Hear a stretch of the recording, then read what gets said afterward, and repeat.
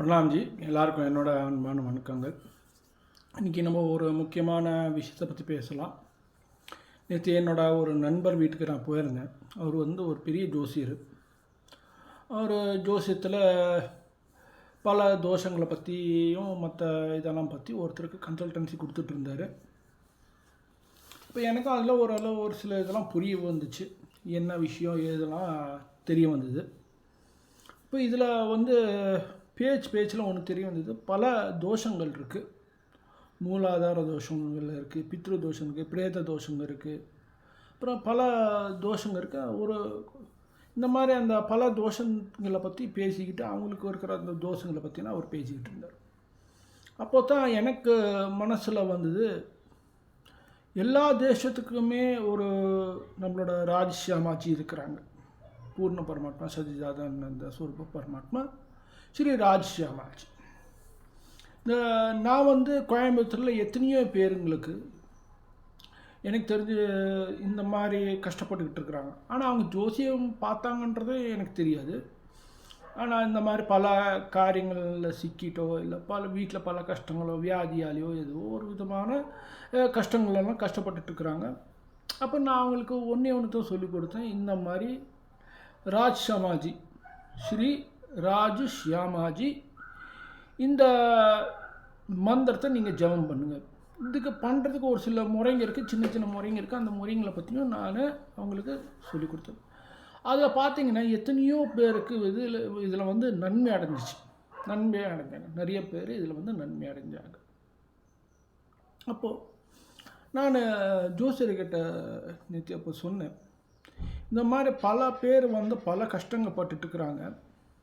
அப்போ அவங்களுக்கு இந்த ராஜ்ஷியாமாஜி என்ற மந்திரத்து மூலயமா ஜபம் செய்கிறதோ இல்லை அது வச்சு ராஜ்ஷியாமாஜி வச்சு பூஜை செஞ்சாலோ எத்தனையோ கஷ்டப்படுற இந்த ஜனங்களுக்கு பல கிரக தோஷங்க, பித்ரு தோஷங்க மூலியமாக கஷ்டப்படுறத நிவர்த்தி பண்ணலாமே. அப்போது இது போல் எங்களுக்கு 2-3 கேஸ் ஆகிருக்குங்க, சரியாக இருக்குது. அவர் சொல்லி தான் பண்ணி சரியாக இருக்குது. சரி, ராஜ்ஷியாமாஜி கோவில் இது நம்ம சவுத் இந்தியாவில் எங்கேயுமே இப்போ தான் இது வாட்டி தாளவாடியில் இப்போது கன்ஸ்ட்ரக்ஷன் ஆகிருக்கு. பாதி கன்ஸ்ட்ரக்ஷன் ஆகிருக்கு, இன்னும் 2-3 மாதத்தில் கன்ஸ்ட்ரக்ஷன் ஆகிருக்கு. இப்போ நீங்களாம் அங்கே உங்களோட இது இப்போ கூட பண்ணலாம்.